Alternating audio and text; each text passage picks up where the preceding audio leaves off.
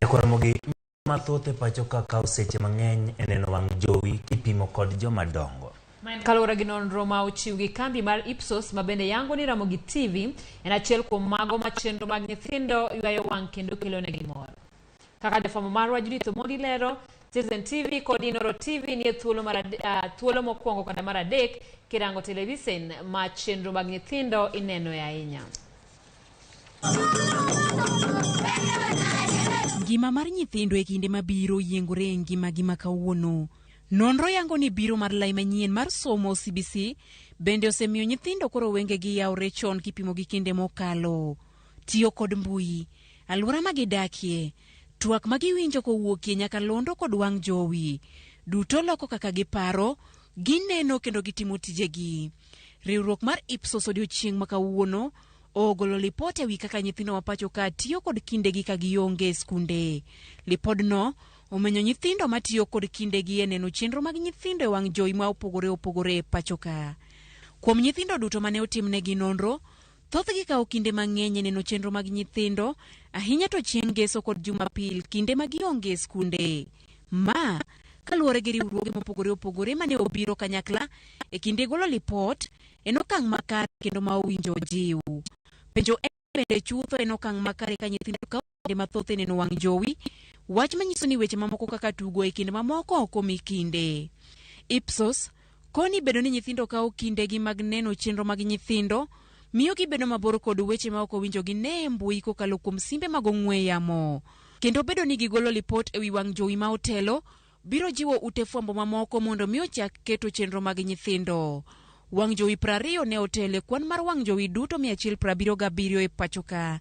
And we have seen the top 20 channels, for instance. I just picked out some of the top 20 channels we found, which I said cover over 80% of the total time spent on television. It tells us that the public are so much interested in what, and by public I mean maybe the parents and the guardians, in what their children are doing, are watching. So when you bring a content that is family friendly, there's every likelihood that people are yearning for that kind of content, and they will start coming, to you. Wang' jowi mar Ramogi TV en achiel kuom mago ma nonro yango ni nyithindo mathoth thoro neno e kin televisen 177 ma pacho ka. Ramogi ni e thuolo mar 5, Citizen otelo kod atamalo 68.4, KTN Home luwe kod atamalo 25.3, Nyithindo TV ni e thuolo mar 3 kod mamoko. Duol mochung' ne rango chike matayo ute mag fwambo ma pacho kae Communication Authority okoni gisechako keto chike makare mabiro konyo bero tuke mag nyithindo makembe mag fwambo keto e yamo. We are also working on the children guidelines, programming guidelines for the children, which will speak specifically to the different categorization of children programming in terms of the age brackets. These are the first step. Because the first step is to put the right regulatory mechanism in place.